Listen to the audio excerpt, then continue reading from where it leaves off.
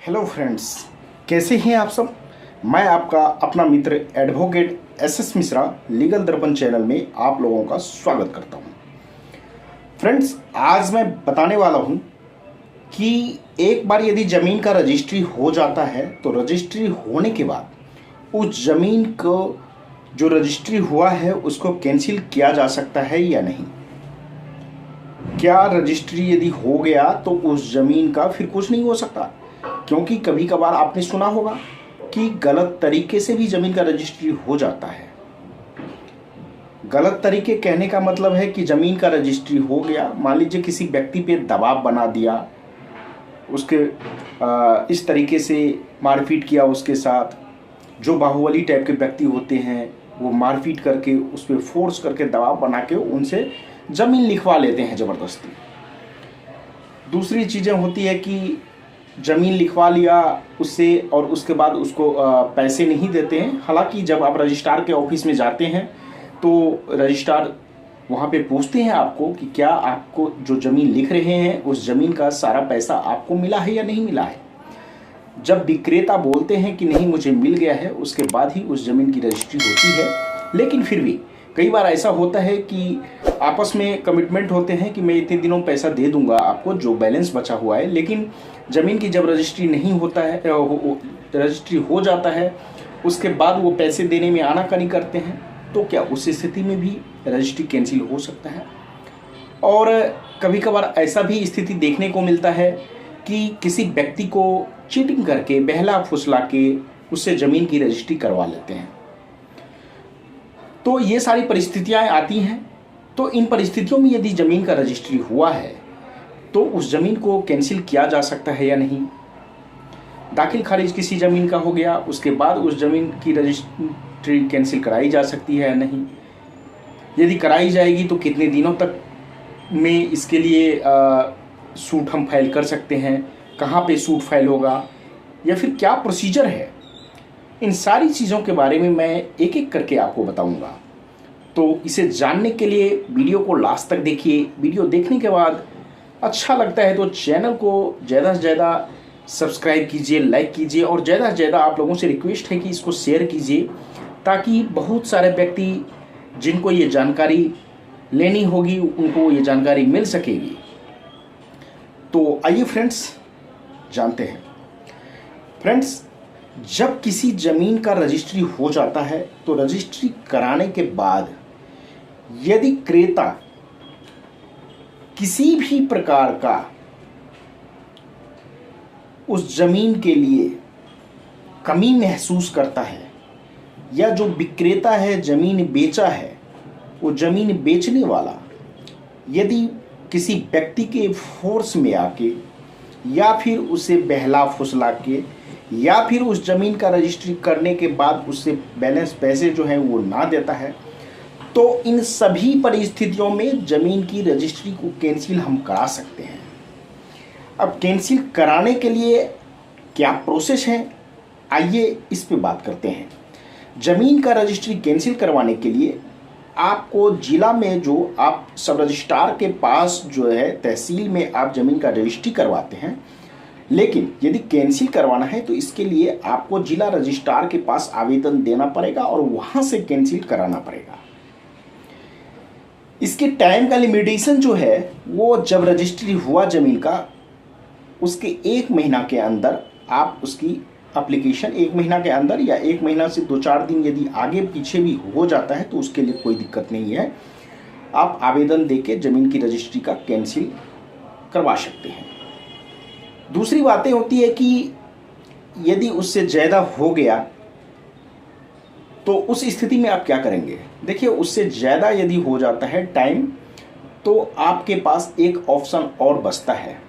वो ऑप्शन ये है, ये दोनों ही परिस्थितियों में, क्योंकि एक परिस्थितियाँ ये भी है कि ज़मीन का रजिस्ट्री करना अलग बात है, दाखिल खारिज यानी म्यूटेशन होना अलग बात है।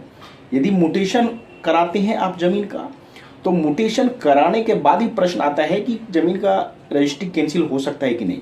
तो उसका भी जवाब हम दे रहे हैं कि उसका भी जवाब यस में ही है। हाँ, आप किसी ज़मीन का दाखिल खारिज कराने के बाद भी रजिस्ट्री कैंसिल करवा सकते हैं। तो दोनों ही परिस्थितियां जो है एक रजिस्ट्री कराने के बाद, दूसरा रजिस्ट्री होने के बाद, दाखिल खारिज होने के बाद, दोनों ही परिस्थितियों में आप यदि 1 महीना के अंदर यदि रजिस्ट्री कराने के बाद यदि आप कैंसिल कराना चाहते हैं तो जिला रजिस्ट्रार के पास आप आवेदन देके उस जमीन का रजिस्ट्री कैंसिल करवा लीजिए। यदि आपका टाइम क्रॉस कर गया तो आपके पास 3 साल का भी टाइम होता है। जो हमारे कानून है, सिविल कानून, उसमें एक लिमिटेशन एक्ट होता है। उस लिमिटेशन एक्ट में लिखा गया है कि 3 साल तक आप रजिस्ट्री के बाद, दाखिल खारिज के बाद आप जमीन को 3 साल तक अपने क्षेत्राधिकार का जो भी आपके सिविल कोर्ट हैं, दीवानी न्यायालय हैं, उस दीवानी न्यायालय में आप सूट फॉर डिक्लेरेशन यानी कैंसिलेशन सूट जो आप फाइल सिविल कोर्ट में करेंगे और जिसे हम सूट फॉर डिक्लेरेशन के नाम से जानते हैं। यदि आपका ज़मीन का रजिस्ट्री कैंसिल करवाना है तो रजिस्ट्री कैंसिल करवाने के लिए कैंसिलेशन सूट या फिर सूट फॉर डिक्लेरेशन आप सिविल कोर्ट में फाइल करेंगे। उस सूट में सारी बातों को लिखेंगे, जो भी इंसिडेंट आपके साथ हुआ, आपका बैलेंस पेमेंट नहीं दे रहा है, इस कारण से आप रजिस्ट्री कैंसिल करवाना चाहते हैं, या फिर बहला फुसला के आपके साथ ज़मीन का रजिस्ट्री कराया है, या फिर आपके ज़मीन जो है बाय फोर्स मारपीट करके या दबाव बना के, बाहुबली टाइप का आदमी था, उसने आपका ज़मीन रजिस्ट्री करवाया, जो भी कारण हो, उस कारणों को, सारी बातों को आप सूट में दर्शाएंगे। उसके बाद फाइल करेंगे, आर्ग्यूमेंट होगा और फिर वो वहाँ से रजिस्ट्री जिसके नाम हुआ था ज़मीन, उसके नाम से कैंसिल हो जाएगा। फिर रजिस्ट्रार को ऑर्डर किया जाएगा कि ये इन्हें पुनः जो ज़मीन पहले बेचा था उन्हीं के नाम वो ज़मीन हो जाए।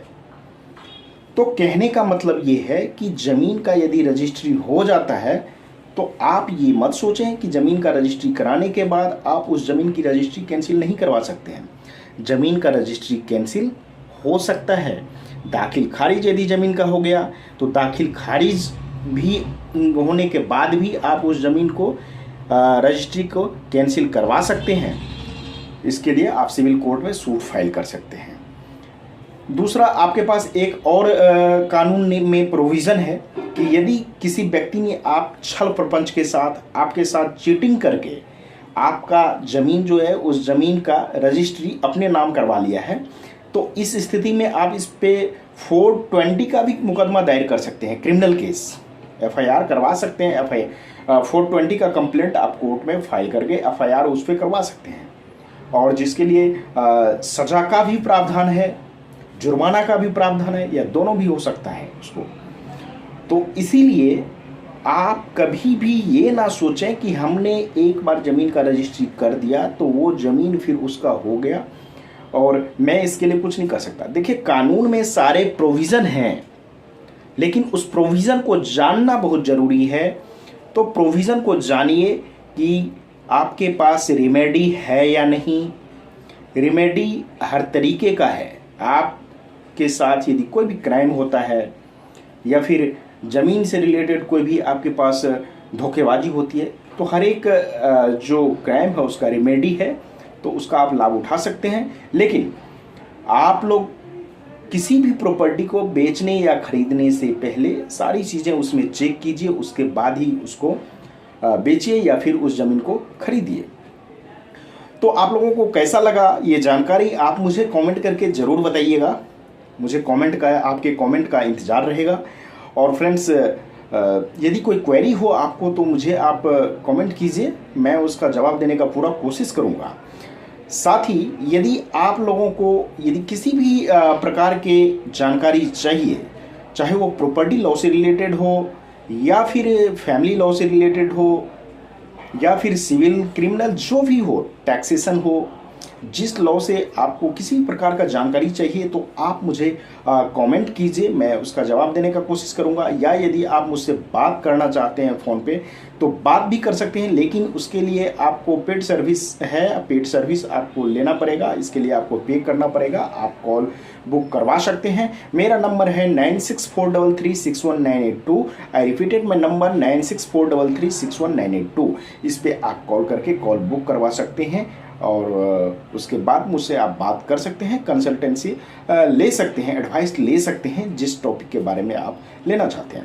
तो फ्रेंड्स, लास्ट में मैं यही कहूँगा कि आप लोग चैनल को ज़्यादा से ज़्यादा सब्सक्राइब कीजिए, लाइक कीजिए और शेयर करने का कोशिश कीजिए, ताकि वैल्यूएबल जानकारी जो है ज़्यादा से ज़्यादा व्यूअर्स को पता लगे। तो आज तक के लिए फ्रेंड्स इतना ही, फिर मिलेंगे नेक्स्ट वीडियो में। तब तक के लिए धन्यवाद।